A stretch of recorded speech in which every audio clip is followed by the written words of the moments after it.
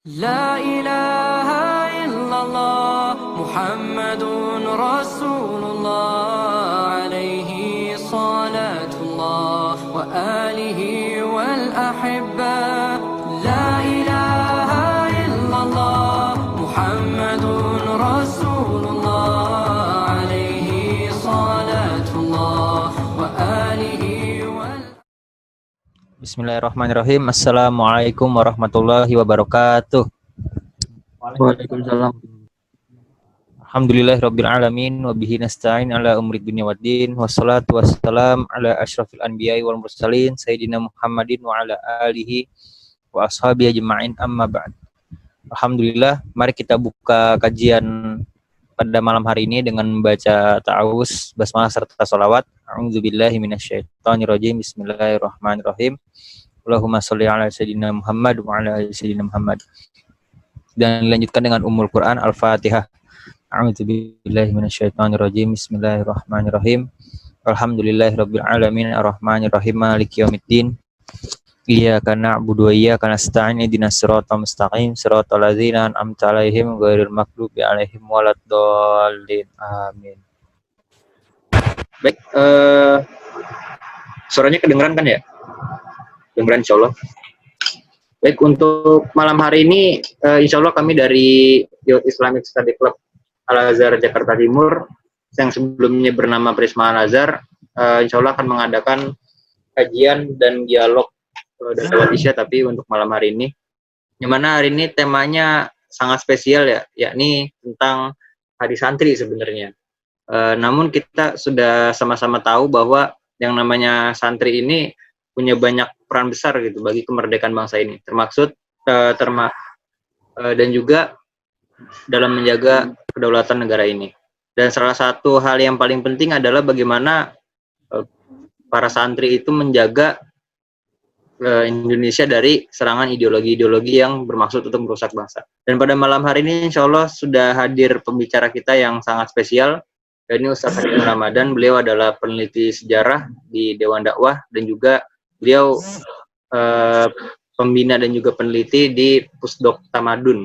Jadi kalau misalnya teman-teman di sini ada yang suka meneliti sejarah, terutama sejarah Indonesia ya, sejarah Islam juga di Indonesia, bisa nanya-nanya sama beliau. Insya Allah beliau punya banyak literatur yang kalau kita cari di perpustakaan nasional atau perpustakaan daerah mungkin belum tentu ada gitu. Baik, tanpa menunggu lebih lama lagi, kepada Ustadz Hadinur Ramadan kami persilahkan.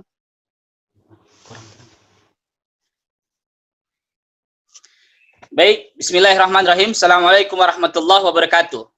Waalaikumsalam warahmatullahi wabarakatuh. Alhamdulillah, asyhadu an la ilaha illallah wahdahu la syarikalah wa asyhadu anna Muhammadan abduhu wa rasuluh alladzi la nabiyya ba'da ma ba'du.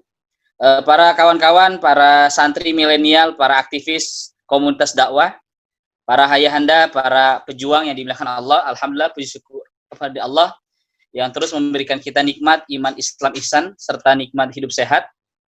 Mudah-mudahan Allah limpahkan kita dalam keberkahan serta ziyadatul taqwa wa ziyadatul ilmi. Salawat serta salam tercurah kepada uswah kepada Nabi kita Nabi Muhammad SAW, serta keluarganya, para sahabatnya, para tabiin, para tabiut tabiin, dan mudah-mudahan kita termasuk pengikutnya hingga akhir zaman. Bahasan kita hari ini tentang, saya kira September ini sudah selesai bicara tentang masalah PKI ya, tapi terus saya diminta sama anak-anak muda, sama komunitas untuk terus bicara masalah komunisme. Memang kalau kita lihat para kawan-kawan, komunis secara ideologi sudah mati. Komunis secara ideologi sudah mati, dan buktinya saat ini dari 72 negara komunis di seluruh dunia, hanya 2 atau 3 negara komunis yang masih menerapkan ideologi komunis. Selebihnya seperti Vietnam, Korea Selatan, termasuk Tiongkok, itu menjadi negara yang komunis kapitalis. Kalau kita lihat bagaimana negari komunis, yaitu lahir di Soviet, di Rusia, pun kemudian tidak bisa menjawab tantangan zaman. Jadi komunis adalah ideologi yang tidak bisa menjawab tantangan zaman. Karl Marx ketika menulis buku Das Kapital bersama Friedrich Engels, dia bermimpi, dia bercita-cita bagaimana ideologi komunis itu kemudian bisa masuk di negara kapitalis, yaitu Amerika Serikat. Tetapi karena Amerika Serikat punya berbagai cara agar paham komunis tidak masuk, akhirnya Soviet menjadi negara yang selama berpuluh tahun lebih menjadi negara komunis, lalu kemudian negara itu menjadi negara yang hancur akibat ideologi komunis ketika Boris Yeltsin membubarkan partai komunis di Soviet. Saya ingin menyampaikan komunis ini langsung dari datanya ya. Jadi saya nggak pengen bicara komunis itu langsung dari orang Barat, baik seperti Bay Captain, Victor Emvig, Ruth McVie, maupun Ben Anderson. Ya, saya pengen bicara komunis hari ini. Kita langsung ke sumbernya. Oke, saya punya buku. Ini buku tulisan D.N. Aidit, ya, tahun 1959.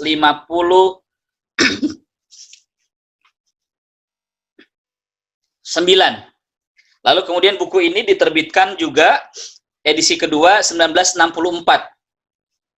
Ya, ini jilid ke-1. Ya, judulnya Kaum Tani Mengganyang Setan-Setan Desa. Ya, ini buku ini langsung diterbitkan oleh Yayasan Pembaharuan. Yayasan Pembaharuan ini adalah sebuah penerbitan di Jakarta yang langsung dimiliki oleh Sentral Komite Partai Komunis Indonesia, pimpinan Partai Komunis. Saya ingin sampaikan ke antum, ya, di buku yang ditulis oleh D.N. Aidit, Mengganyang Setan-Setan Desa, salah satu setan-setan desa yang harus dihabisi oleh komunis adalah para santri dan ulama. Jadi, ya, kenapa kemudian santri itu dihabisi tahun 48, kemudian kenapa kemudian tahun 60-an mereka menyerang pesantren, termasuk peristiwa 64 akhir, ya, terjadi peristiwa Kanigoro, di mana anak-anak pelajar Islam Indonesia tatkala mengadakan training, basic training, ketika melakukan sholat subuh, ya, mereka langsung diserang oleh BTI, Barisan Tani Indonesia, yang merupakan underbow Partai Komunis Indonesia. Mereka membunuh para santri, membunuh para ulama, dan yang paling, ya, bengis, paling jahat, mereka membakar dan mengacak-ngacak musola, ya, tempat anak-anak santri PII Pelajar Islam Indonesia melakukan sholat dan menggorok pala para santri. Ini bukti. Belum lagi kemudian selain di Kanigoro, di daerah Takran, ya, belum lagi di Madiun dan sebagainya. Jadi salah satu, ada 7 setan-setan desa. Salah satu 7 di antara setan desa yang harus dihabisi itu ada para ulama dan santri. Ya. Jadi saya nggak usah cerita panjang-panjang deh, ya, kayak di TV One itu kan terlalu panjang, ya kan, sehingga anak-anak muda kadang bingung, ini teori ini PKI dalang apa bukan, ya, PKI pelaku apa bukan. Saya langsung ini dari sumbernya. Itu yang pertama. Lalu yang kedua, santri-santri yang dibantai oleh PKI tahun 48, ya. Orang-orang yang menjadi korban pemberontakan PKI di Madiun pada tanggal 18 September tahun 1948, ya, ada 72 orang yang dihabisi. Ini ada datanya, ya, 72 orang. Ini laporan dari Front Anti Komunis Indonesia yang dipimpin oleh Kiai Haji Isa Ansori Allahyarham sebagai ketua Front Anti Komunis sekaligus pimpinan Masyumi Jawa Barat. Ini bukunya. Antum saya sarankan anak-anak muda baca buku ini. Ya. Bahaya Merah di Indonesia. Bahaya Merah di Indonesia, ya, merah itu adalah maksudnya komunis. Satu buku, ya, yang dimana message, pesan, ya, kepada kita semua bahwasanya yang namanya komunis itu adalah imperialisme kedua. Ya, Kiai Haji Isa Ansori menyampaikan yang namanya komunis adalah imperialisme kedua setelah Belanda dan Inggris yang telah menjajah kita. Kenapa? Karena konsep negara komunis ini sama seperti dengan konsep Syiah. Kalau orang-orang Syiah menerapkan konsep marja wilayatul faqih, negara yang ditaklukkan harus mengikuti marja pusat Syiah secara internasional, yaitu di Qum, di Iran. Begitu juga komunis, ya. Negeri yang dimana ditaklukkan oleh negara komunis, maka mereka harus mengikuti Komintern, komunis internasional. Ya, dulu ya ketika komunis masih berkiblat ke Rusia tahun 26 sampai kemudian tahun 48 sampai tahun 50, orang-orang komunis kiblatnya kepada Rusia Soviet. Ya. Lalu kemudian ketika pimpinan Partai Komunis Tiongkok yaitu Mao Zedong, ya, atas saran dari Deng Xiaoping menyampaikan bahwasanya negeri, ya, ketika memakai ideologi komunis itu tidak menjadi satu kekuatan yang tangguh, ya. Maka kemudian mereka menerapkan negara kalau kata Deng Xiaoping nggak penting menangkap ikan nggak penting kucing itu warna putih atau hitam, yang penting kucing itu bisa nangkap ikan, kata Deng Xiaoping. Nah, dari situlah kemudian komunis menjadi kapitalis, ya, kapitalis komunis. Nah, kapitalis komunis ini melahirkan ateisme. Kalau kapitalis liberal itu melahirkan deisme. Ya, ateisme dan deisme, ya, adalah anak dari buah sekularisme. Kalau ateis, komunisme itu adalah tidak percaya akan adanya Tuhan, ya, yang dimana kemudian mereka menerapkan filsafat materialisme. Ya.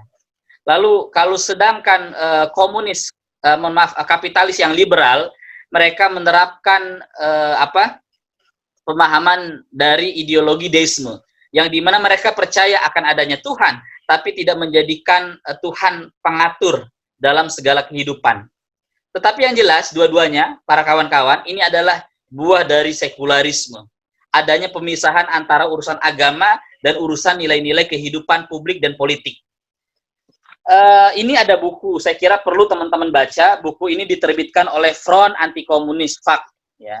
Diterbitkan tahun 1957.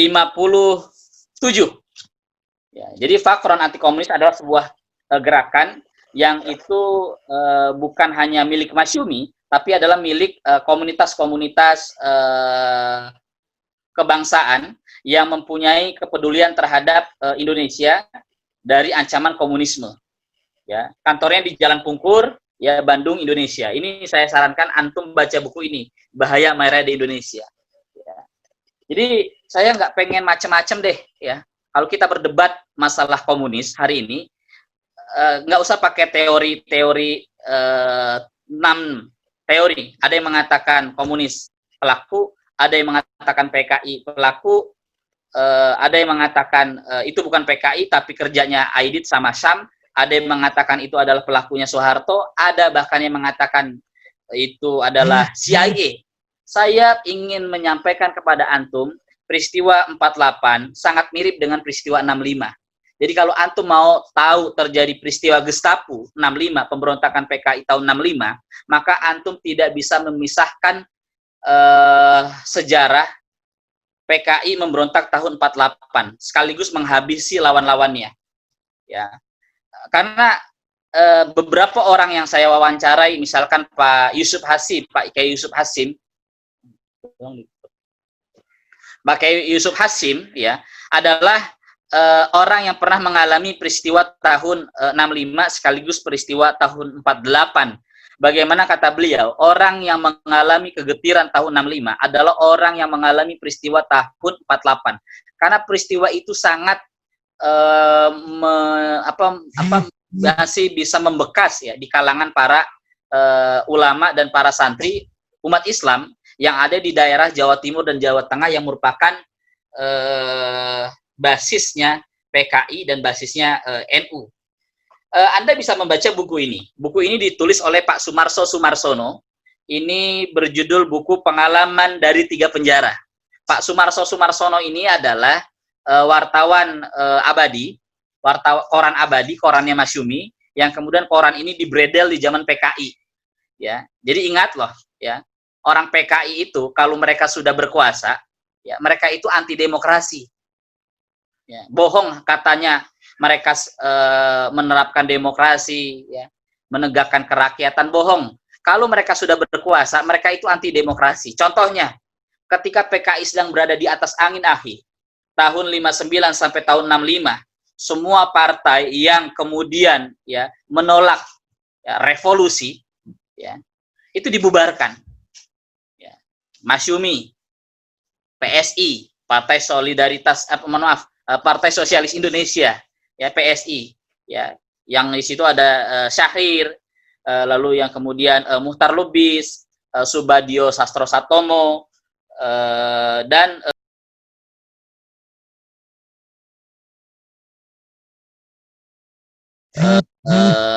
kata Bung Karno, ya, ambil apinya Islam.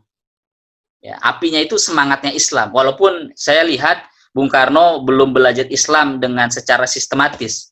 Walaupun dia pernah belajar secara intens kepada Cokro Aminoto, tapi Bung Karno tidak belajar Islam secara struktur, tidak belajar Islam secara sistematis. Ya. Karena mau nggak mau kita harus jujur. Ya, Bung Karno adalah hidup dari keluarga abangan, kejawen. Jadi itu saya kira jawabannya, ya. Marxisme, sekularisme, dan komunisme. Silakan moderator. Ya. Cukup ya Pak untuk pertanyaannya Pak, atau ya hilang orangnya? Halo, ya, makasih Ustadz. Ada lagi mungkin yang ingin menanyakan sesuatu atau ingin menyampaikan tambahan?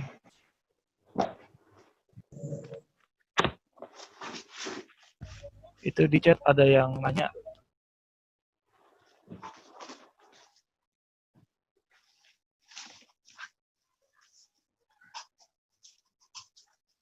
Silakan. Ya, Ustadz, ini ada pertanyaan di grup chatnya, Ustadz. Pertanyaannya, bagaimanakah cara membentengi atau menangkal ideologi-ideologi paham dari komunis, khususnya para pemuda-pemudi pada milenial ini dengan kemudahan akses informasi atau internet? Mohon pencerahannya, Ustaz.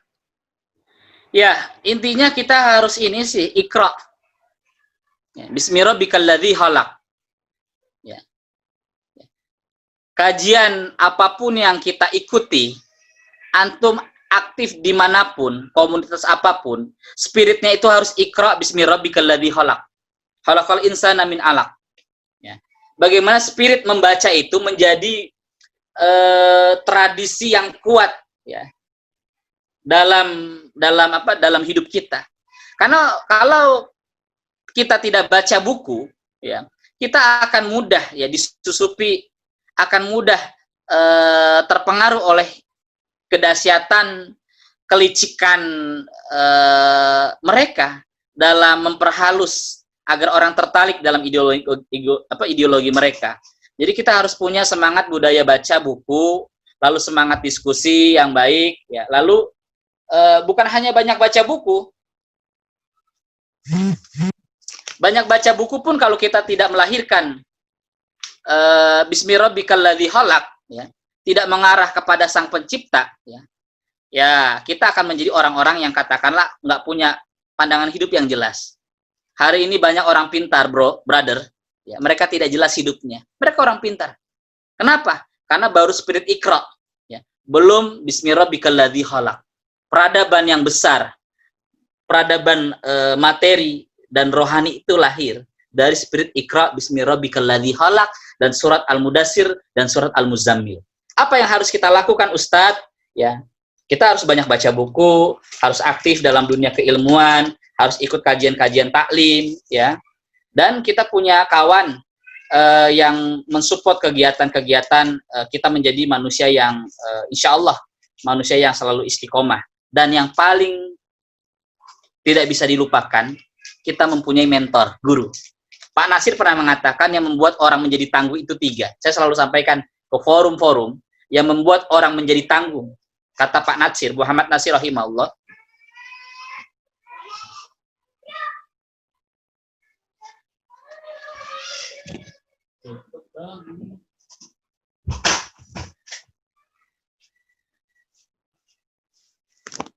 Ya.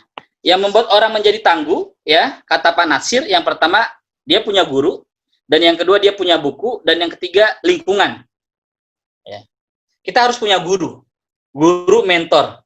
Ya, bukan guru sekolah, bukan guru di mana, di universitas, tapi guru kehidupan. Dan kita punya buku, punya budaya baca. Jadi itu ya. Nah, saya ingin menyampaikan kepada antum, ini ada beberapa dokumen foto ya. Ini ada beberapa puluh ini di depan antum. Ini foto pengangkatan 7 para jenderal. Ini 7 foto asli. Saya dapatkan dari seorang tokoh yang mempercayai untuk saya merawat dokumen ini. Ini beberapa foto ya, bagaimana pembakaran kantor PKI, lalu yang kedua penculikan para jenderal ini, termasuk ini pengangkatan jasad para jenderal yang dihabisi oleh PKI di Lubang Buaya. Ini foto asli. Foto asli. Termasuk ini Pak Nasution. Ya. Ketika menuju Lubang Buaya.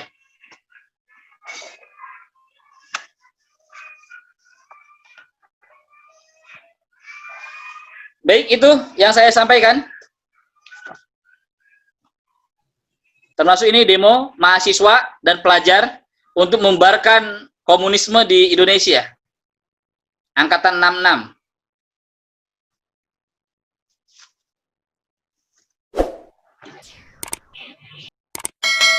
Itu, silakan pertanyaan yang lain. Sudah cukup dari penanya? Baik, dirasa cukup ya. Ya, syukuran. Kemudian ada penanya lagi, Ustaz. Ini kelihatan ya? Ini fotonya kelihatan nggak? Kelihatan, Ustaz. Nah, coba, ini menurut antum foto apa? Penggalian lubang itu, Ustaz. Nah, ini penggalian lubang di Lubang Buaya. Ya, ini foto asli saya dapatkan. Ini di belakangnya ini adalah rumah yang dimana tempat para jenderal dihabisi. Ya, baik. Silakan.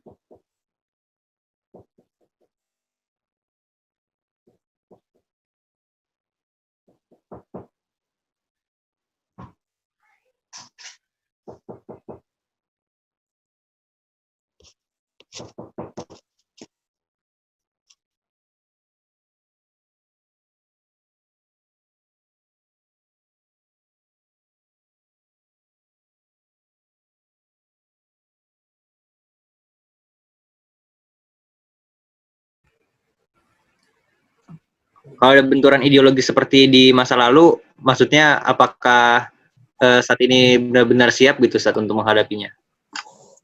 Silakan, Ustaz.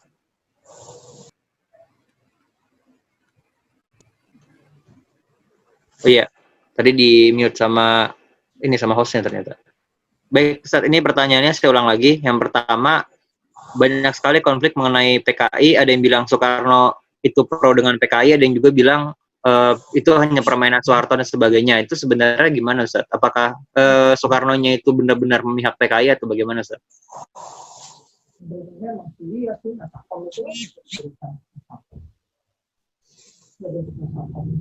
Maaf, Ustaz.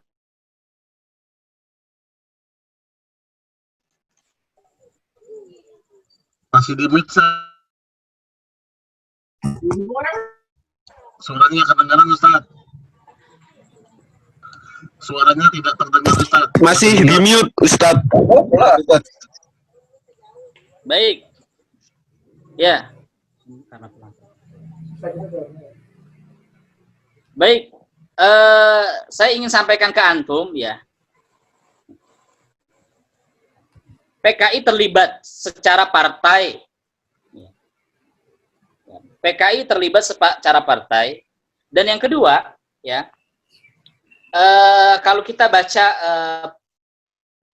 tesis dari Profesor Wetterheim ini adalah orang Amerika Serikat. Ya, suatu ketika Pak Salim Said bertanya, apa yang mendasari Bapak mengatakan PKI tidak terlibat? Ya, jawab Profesor Wetterheim ini, ya karena semua seakan-akan ini karena ulahnya Soekarno juga, kata Profesor Wetterheim. Kalau Anda baca bukunya Pak Salim Said. Kenapa? Karena seakan-akan semua urusan bangsa itu bisa diselesaikan oleh Soekarno.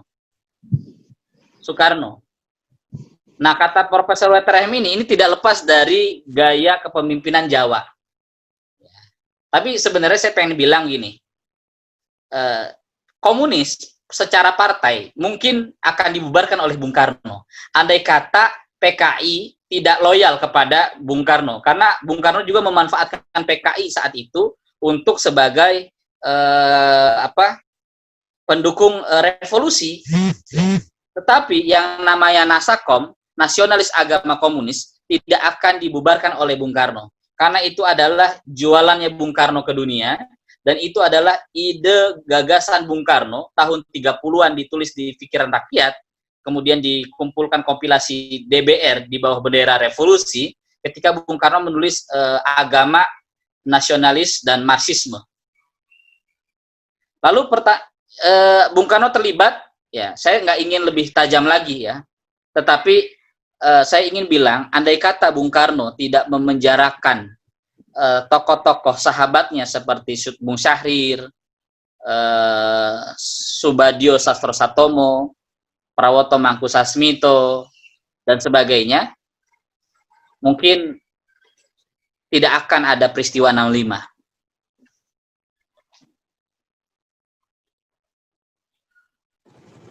Baik, itu yang saya sampaikan. Baik, cukup ya dari penanya tadi. Ini lanjut Ustaz ke pertanyaan berikutnya Ustaz. Bismillah. Afwan Ustaz mau bertanya, apakah Ahmad Hasan rahimahullah pernah berdebat dengan orang komunis? Iya.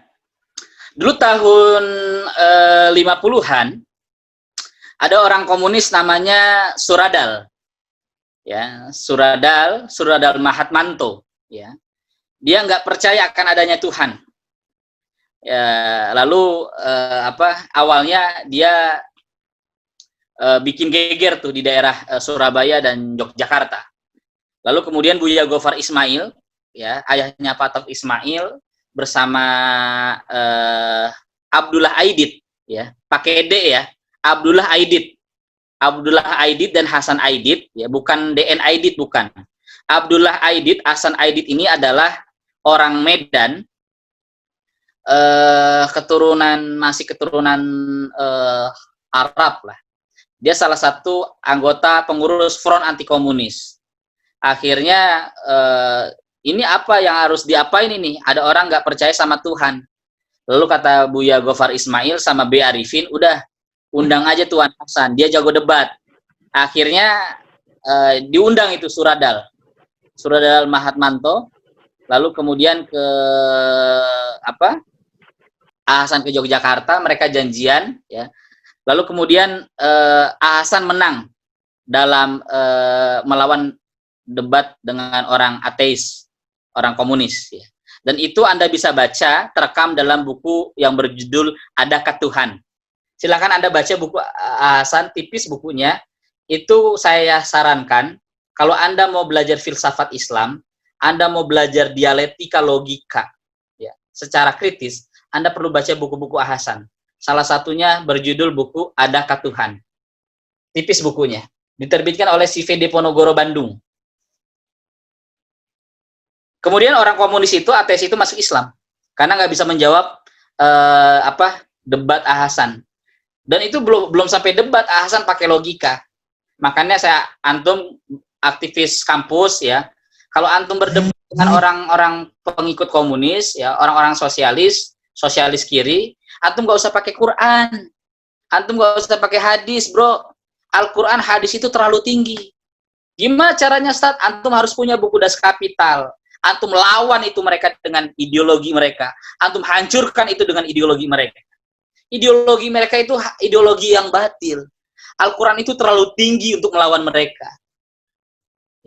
Wajadilhum billati ahsan. Debat mereka dengan cara yang baik. Ya. Kata Muhammad Abdu dalam tafsir Al-Manar, ya, ud'u ila sabili rabbika bil hikmah. Seru mereka, orang-orang komunis itu ke jalan Allah dengan 3 cara. Salah satunya hikmah, dengan hujah, dengan data. Orang komunis ya bicara tentang masalah proletar, ya kan? Antum juga harus bicara masalah tentang proletariat. Dengan pandangan apa, Ustadz? Dengan pandangan Islam. Tuh. Lalu habisi ideologi mereka dengan teori-teori mereka. Itu. Dan itu yang dilakukan oleh Hasan. Hasan berdebat dengan Ahmadiyah, Hasan rujukannya Ahmadiyah. Hasan berdebat dengan orang sekuler, Hasan buku-buku rujukannya sekuler. Hasan berdebat dengan orang komunis, Hasan rujukannya komunis. Termasuk ini, buku Muktamar Alim Ulama seluruh Indonesia di Palembang ini para ulama 528 para ulama berkumpul, ya. Mereka ini menggodok komunis, ya. Itu selama 8, 9, 10, 11, 4 hari. Dan mereka membaca rujukan buku-buku komunis langsung. Jadi nggak asal main, gitu. Jadi MUI, ya, nggak usah bikin fatwa. Ini pakai fatwa ini aja nih. Baca buku ini.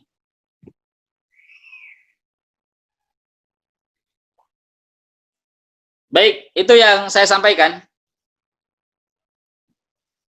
Baik, ke pertanyaan berikutnya. Jadi ini Ustadz, ini berkaitan dengan santri dan pendidikannya Ustadz. Jadi di zaman dulu itu maksudnya ketika tahun 48 sampai 65 itu kan banyak terjadi pembantaian terhadap tadi 7 setan desa, salah satunya adalah para ulama dan juga santri.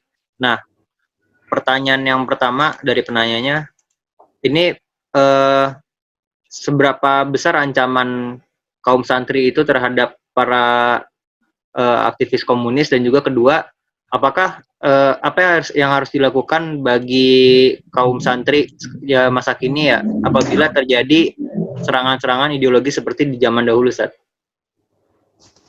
Baik, saya ingin sampaikan ke antum ya, sekarang nggak ada komunis yang tulen tuh. Ya, katakanlah kalau mereka bangkit hari ini, nggak ada orang komunis yang tulen. Ya. Orang-orang komunis yang sekarang itu mereka udah jadi borjuis semua. Ya. Katakanlah mereka memperjuangkan rakyat, bohong, ya. Katanya mereka memperjuangkan proletariat, bohong, ya. Buktinya, ya, ini antum bisa baca bukunya penelitian Yusuf Ibisono, aktivis Masyumi, ya. Termasuk memoir Bu SK Trimurti. Bu SK Trimurti ini adalah Bu Trimurti adalah ketua Gerwani, Gerakan Wanita Indonesia, underbow wanita Partai Komunis Indonesia. Kemudian keluar dari PKI. Kenapa? Karena dia melakukan riset, ya, di negara-negara komunis. Ternyata negara-negara komunis itu hancur semua. Apa Ustadz hancurnya? Negara komunis, ya, yang dia lihat dengan apa yang dia baca jauh berbeda.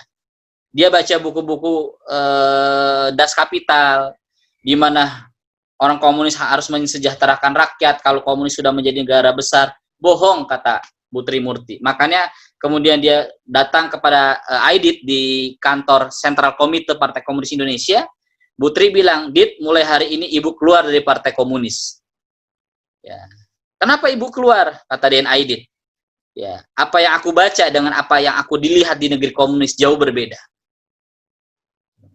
Itu, ya, termasuk sekarang. Jadi Anda nggak usah perlu takut deh sama komunis, ya. Dan kita juga jangan terlalu parno, ya, dengan ketakutan yang berlebihan, ya. Ya. Mereka menghalalkan segala cara, dan ingat, ya, ada 2 selain komunis, ya, kapitalis, ada musuh yang harus kita habisi. Dan itu menjadi ancaman negara kesatuan Republik Indonesia. Apa Ustadz? Kapitalis liberal. Anda baca pidato Bung Hatta, Anda baca pidato Bung Karno, Anda baca pidato Ruslan Abdul Ghani dan para tokoh-tokoh founding father kita. Negara kita ini harus berdaulat penuh. Jangan kemudian, maaf, kita nyerang komunis, sampai sekarang kita bukan nyerang, kita melawan komunis setiap bulan September, ya, Tapi komunisnya nggak kelihatan hari ini. Ya, masih jadi setan, masih jadi hantu, belum nampak. Ya, belum nampak. Ya. Yang ada di depan mata kita, yaitu kapitalis liberal, itu kita diamkan. Makanya apa Ustadz yang harus kita lakukan? Kita harus berdikari, berdaulat, ya, punya marwah, punya izzah. Apa? Bangun konsep al-jamaah. Ya. Apa? Kembali kepada apa? Masjid dan pasar. Ya, umat ini harus kembali kepada masjid dan pasar. Kuasai itu pasar-pasar. Ya, contoh misalkan gini, ya, Anda komunitas Al-Azhar. Ya, saya berharap Anda punya komunitas ekonomi. Mulai dari beras, mulai dari makanan, ya, mulai dari minuman, barang-barang yang lainnya, itu dari kita. Makanya maaf ya, anak-anak hijrah, sekarang kan banyak anak hijrah ya, yang gajinya gede-gede ya. Kalau belanja Anda lihat-lihat di belanjanya di mana? Belanja sayuran. Saya kemarin turun ke petani ya. Turun ke petani ya, kangkung itu berapa, Bung? Kangkung 1 ikat 1.000, ahi. Saya turun ke para petani ya, berdiskusi dengan para petani-petani ya. Ya, itu kangkung itu seikat 1.000. Ya. Lalu dijual sama tengkulak berapa? 2.000. Ya. Lalu di tukang sayur 3.000 sampai 4.000. Itu di tukang sayur. Ya. Tapi kalau kangkung seikat itu sudah masuk ke mana? Ke tempat-tempat swalayan, ya, itu harganya bisa 10.000. 7.000, 10.000.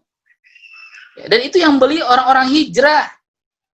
Maka kita harus kembali kepada konsep pertanian. Ya, makanya Masyumi itu hebat, orang-orang Masyumi, dan Masyumi kemudian menjadi partai Islam, ya. Baik semasa NU masih ada di Masyumi maupun NU saat itu sudah tidak ada di Masyumi, tapi Masyumi masih menjadi partai ya yang ada di hati umat. Kenapa? Karena orang-orang Masyumi, para pemimpin Islam, mereka dekat kepada rakyat, membela wong cilik, dan dekat ke para petani, dan mereka ya memperdulikan masalah-masalah ekonomi rakyat. Nah, ini harus kita bangun. Ya, maka santri harus kayak gitu. Ya. Itu, Bung, ya, yang saya bisa sampaikan. Siap. Ustaz, ada lagi pertanyaan Ustaz dari grup chat. Ini ada salah satu penanya kita yang masih bingung Ustaz antara membedakan komunis dan sosialis Ustaz. Kemudian membedakan yang tadi Ustaz yang liberalis dan juga kawan-kawannya Ustaz. Terus bagaimana ketiga tokoh didikan Kos Cokroaminoto ini Soekarno, Kartosuwiryo dan juga Sumarno, seakan-akan mereka menjadi rujukan sejarah itu bagaimana Ustaz? Mereka bisa berkonflik dulunya Ustaz awalnya. Baik, tadi sudah saya jawab ya secara gamblang ya. Lebih jelasnya Anda baca buku ini. Kalau pengen tahu apa itu Islam, apa itu komunis, ya teman-teman bisa baca buku ini. Nah, baca buku ini nih, biografi Muhammad Nasir. Ini biografi yang paling terlengkap. Ditulis oleh Pak Lukman Hakim. Ya, saya ikut bantu menulis ini. Ya, dan ini atas saran dari Syekh Abdul Aziz Al-Amr. Ya, murid dari Syekh Utsaimin. Ya. Terus yang kedua, Anda bisa baca buku Frans Magnisuseno. Ya, Frans Magnisuseno itu bicara tentang filsafat sosialis, komunis, dan materialisme. Dan yang ketiga, Anda bisa baca buku Dr. Ahmad Suhelmi. Ya. Dan Anda bisa baca buku yang terakhir, saran saya, Dr. Deliar Nur, ya, Pemikiran Politik Barat.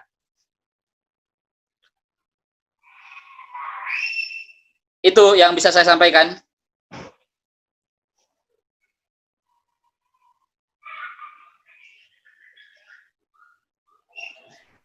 Silakan ya, moderator. Dipersilakan kalau ada yang mau bertanya lagi. Nanti untuk yang bertanya tadi bisa dituliskan ya, insya Allah nanti dituliskan. Nah, ini lagi Ustaz. Ada penanya. Benarkah PKI lahir dari SI? Ya, ini justru karena nggak baca sejarah. Ya, memang SI itu ya adalah yang melahirkan kekuatan. Ya, makanya Belanda kemudian takut. Ya, kemudian seperti Snevely, seperti apa Bars, kemudian disuruh ya untuk masuk ke syarikat Islam, mengacak-acak syarikat Islam dengan orang-orang Belanda yang saat itu ideologinya sosialis demokrat. Yang kemudian sosialis demokrat di Indonesia ini mendirikan ISDF. ISDF ini dari Serikat Islam, lalu mereka bikin komunitas ISDF, lalu di situ masuk Darsono, Alimin. Dari ISDF ini melahirkan PKI, Partai Komunis Indonesia. Syarikat Semarang, SI Semarang ya. Ya memang SI Semarang ini progresif memang. Dan yang kedua dari secara keagamaan, mereka adalah orang-orang abangan. Jadi banyak orang-orang syarikat Islam, ya mereka ini abangan. Makanya kalau Anda baca buku Clifford Grace, seorang antropolog dari Eropa, Grace ini membagi tipologi ya. Masyarakat, struktur masyarakat Islam di Jawa itu ada 3. Yang pertama santri, yang kedua priai, dan yang ketiga abangan.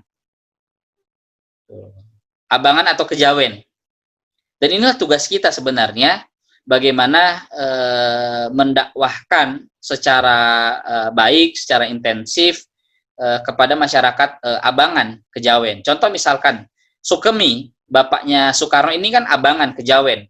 Lalu kemudian kenapa dia menitipkan Soekarno ke Cokro Aminoto, ya, di Peneleh itu? Karena Sukemi walaupun abangan, dia menjadi orang Islam. Walaupun dia tidak melakukan acara ibadah secara syariat, karena dia abangan. Bukan dari kelompok santri. Nah, identitas itulah yang sebenarnya perlu kita bangun dengan dakwah.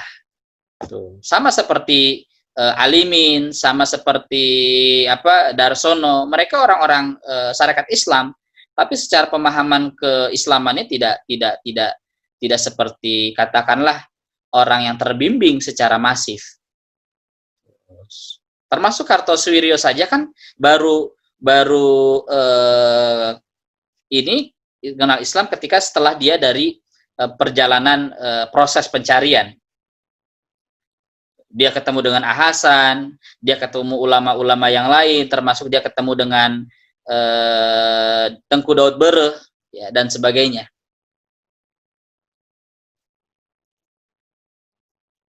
Itu moderator. Baik, Ustaz. Silakan kalau ada yang mau bertanya lagi.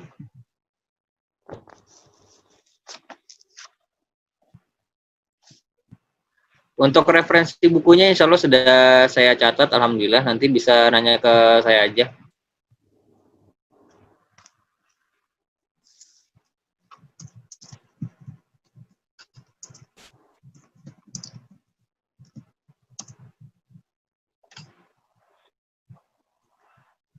Baik, ada lagi yang mau bertanya? Bisa bertanya langsung ya, kalau mungkin kalau lewat chat agak kelamaan gitu, bisa langsung aja. Ini berapa peserta yang hadir? Yang tadi ada 53 Ustaz. Tadi mungkin ada yang nggak sengaja live, jadinya tinggal 40 Ustaz. 39. Oke, 49 ya.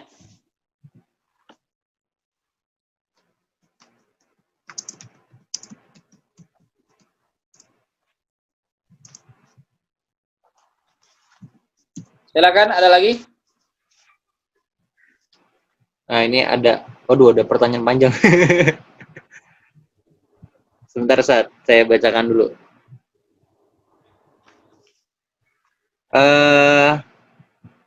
Baik, ini ada 2 pertanyaan. Yang pertama, saya coba bacakan dulu. Seperti yang kita tahu, merupakan dasar dari paham komunisme yang mempertentangkan 2 kelas masyarakat, yaitu kelas burjuis dan juga proletar atau kelas buruh. Dalam Islam tidak ada pertentangan kelas masyarakat karena yang kaya harus menyantuni miskin, yang miskin nantinya menyantuni yang kaya sebagaimana dalam hadis Rasulullah Saya ingin menanyakan, pernah ada kelas budak di saat awal penyebaran dakwah? Udah nggak nyambung ya? Nggak nyambung nggak apa-apa, Ustaz? Saya belum bisa tangkap apa pertanyaannya. Langsung mungkin yang bertanya langsung. Ya, Bisa. intinya mungkin saya pas dulu, saya ke pertanyaan berikutnya, nanti saya tampung dulu. Santri bisa mencontoh strategi Rasulullah setelah hijrah ke Madinah dengan membuat pasar wakaf untuk mengalahkan pasar Yahudi. Kelemahan umat Islam tidak bersatu. Oh, ini bukan ini, Ustaz, bukan pertanyaan tapi masukan mungkin ya. Baik, yang tadi mungkin saya bisa tangkap ya. Iya, Ustaz. Gini. Anda bisa baca, Anda bagus, Anda pemahaman Anda sudah bagus. Artinya Islam menjadi konsep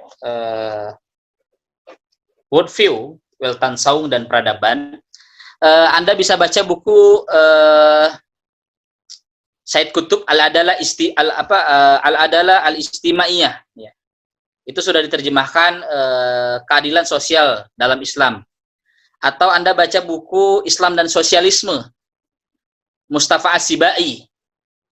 Ini yang Timur Tengah dulu ya. Said Qutb, Mustafa Sibai, atau Anda bisa baca buku Hos Cokro Aminoto, Haji Omar Said Cokro Aminoto, Islam dan Sosialisme. Dan para ulama-ulama kita ya yang mengatakan bahwasanya ya seorang muslim itu bisa dengan kayanya dia bisa membantu, dan orang yang merasa terbantu itu kemudian juga menolong orang kaya. Nah, tidak terjadi di negara komunis ya.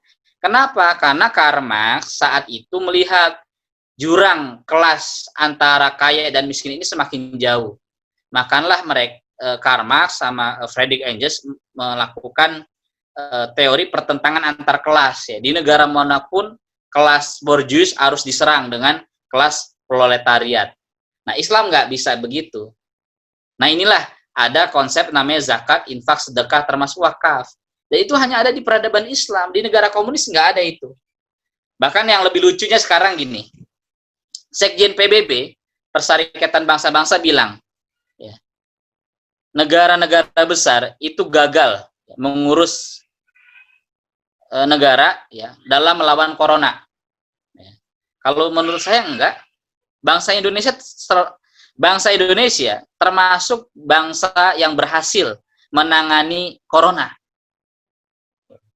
Ya. Saya bukan pembicara presiden, bukan. Saya bukan pembicara pemerintah, bukan. Tapi dari beberapa Anda lihat di lapangan, sebelum negara negara membantu ya BLT, bantuan langsung tunai ya selama beberapa bulan kepada masyarakat yang kena COVID-19 ya, saudara-saudara kita umat Islam ya itu sudah melakukan gerakan zakat, infak, sedekah ya untuk saudara-saudara kita yang terkena dampak corona, dan saya terlibat langsung dalam menjadi relawan tersebut, dan pemerintah belum membantu saat itu.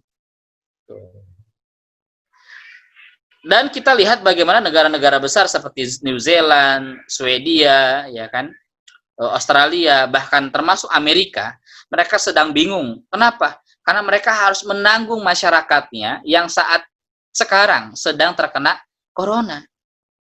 Karena mereka nggak kenal dengan konsep masyarakat bottom up dan masyarakat atas dan masyarakat bawah itu melakukan infak, zakat, sedekah, ya sehingga mereka kemudian ya ditanggung oleh negara. Nah, makanya ya kita bersyukur ya, pemerintah kita harus bersyukur, negeri Indonesia ini harus bersyukur kepada ormas-ormas Islam, karena ormas-ormas Islam ini ya lahir sebelum negeri ini ada, dan mereka memberikan kontribusinya untuk negara sampai sekarang. Jadi pemerintah ya akan merasa rugi saya kira kalau tidak melakukan dan mendengarkan apa kata-kata ormas-ormas Islam. Begitu juga ya anak-anak muda yang hijrah sekarang, jangan punya anggapan apa sih kerjanya ormas-ormas Islam, apa sih kerja-kerjanya lembaga Islam, dakwah Islam, ya Anda harus masuk. Anda yang gennya Muhammadiyah, Anda harus masuk Muhammadiyah. Yang gennya NU, Anda harus masuk NU. Yang gennya Persis, Anda harus masuk Persis. Termasuk PUI dan sebagainya. Ini rumah perjuangan loh yang perlu kita jaga. jangan Anda pernah tinggalkan rumah besar Anda. Ya, kalau kita punya rumah kita atapnya ada yang bocor, ya, pintunya ada yang jebol, ada yang, ya, apakah kita langsung harus pindah rumah? Enggak. Ya, kita perbaiki itu rumah itu. Jadi saran saya yaitu ya, baca buku Islam dan Sosialisme Cokro Aminoto, termasuk Islam dan Sosialisme yang ditulis oleh Profesor H.M. Rasidi. Itu luar biasa, dahsyat itu isinya. Baik, itu yang bisa saya sampaikan dalam acara ini. Baik, dirasa cukup ya, karena ada sebenarnya 2 pertanyaan lagi, Ustaz, cuma saya lihat agak menyimpang pertanyaannya. Takutnya di grup chatnya, Ustaz. Ya, boleh dibacakan semampu yang saya bisa ya. Ini yang pertama, Ustaz. Afwan bertanya, benarkah host Cokro Aminoto murid dari Haji Kesan Besari dan Haji Kesan Besari adalah murid Sunan Giri? Ustaz. Ya, memang kalau kita baca terah ya,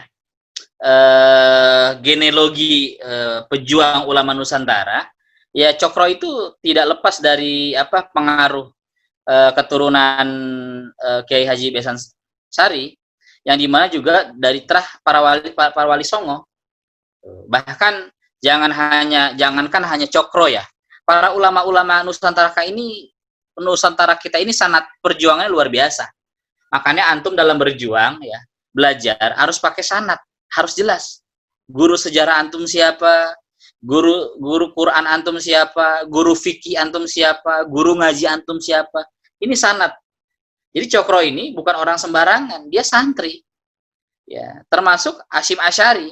Hasyim Asy'ari itu dia keturunan dari ayahnya keturunan Jakatingkir. Ya, dari Jakatingkir kemudian keturunan Sunan Giri. Ya. Lalu dari ibunya ya Sumanah, ya Menih, sebenarnya Sumanah dipanggilnya Menih, diharapkan mempunyai benih-benih yang bagus untuk kader-kader bangsa, kader-kader umat. Ya, dari ibunya ini Hasyim Asy'ari, ya itu keturunan kakeknya ini Haji Usman, Kiai Usman. Nah, Kiai Usman ini adalah panglima perang veteran Pangeran Diponegoro tahun 1825 sampai 1830. Ya, jadi banyak sekali genealogi ulama Nusantara, para pejuang ulama-ulama Nusantara yang mereka ngelingnya ke para wali songo, ke ulama-ulama yang lain lah. Termasuk Syekh Ahmad Khatib Al-Minangkabawi yang merupakan guru para ulama-ulama Nusantara, Hasyim Asy'ari, Ahmad Dahlan, dan sebagainya. Insyaallah mengkaitan dengan Cokro, kita akan buat kajian khusus. Saya kira menarik biar anak-anak muda Al-Azhar ini kenal dengan Cokro Aminoto secara baik dan dalam untuk menjadi kekuatan perjuangan. Baik, Ustaz. Bisa udah saya catat, Ustaz, nanti bisa kita lakukan lagi kajiannya. Baik, Ustaz, ini pertanyaan kedua, Ustaz. Apakah benar dulu sebelum Ataturk ini soal Turki, Ustaz, mengubah konsep ideologi Turki menjadi sekuler itu sistem khilafah, lalu setelah Erdogan kembali membuka Masjid Konstantinopel itu sistem ideologinya apakah masih sekuler? Menyimpang. Ya baik, ya saya nggak bisa jawab. Nanti kita bahas lebih di kajian tentang masalah masa depan Turki. Ya. Baik, ada lagi yang mau bertanya? Masih bisa. Saya kira ada satu orang lagi. Moderator, insyaallah mudah-mudahan kita diskusi lebih intens. Dan ini sebagai salah satu cara menjadi aktivis yang tangguh. Selalu berdiskusi dan di rumah aja, dan selalu melakukan muzakarah, melakukan penelaahan dan membaca. Karena membaca seperti Hamka mengatakan, membaca buku baik, membaca buku-buku yang baik seperti memberi rohani yang baik.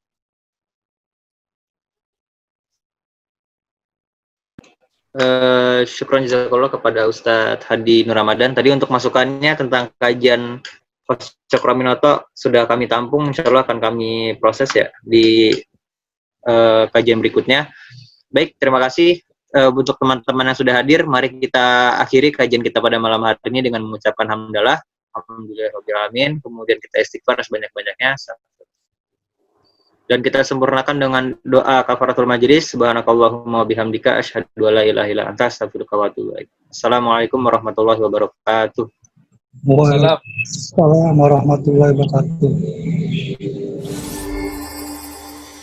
لا إله إلا الله محمد رسول الله عليه صلاة الله وآله والأحبة لا إله إلا الله محمد رسول الله عليه صلاة الله وآله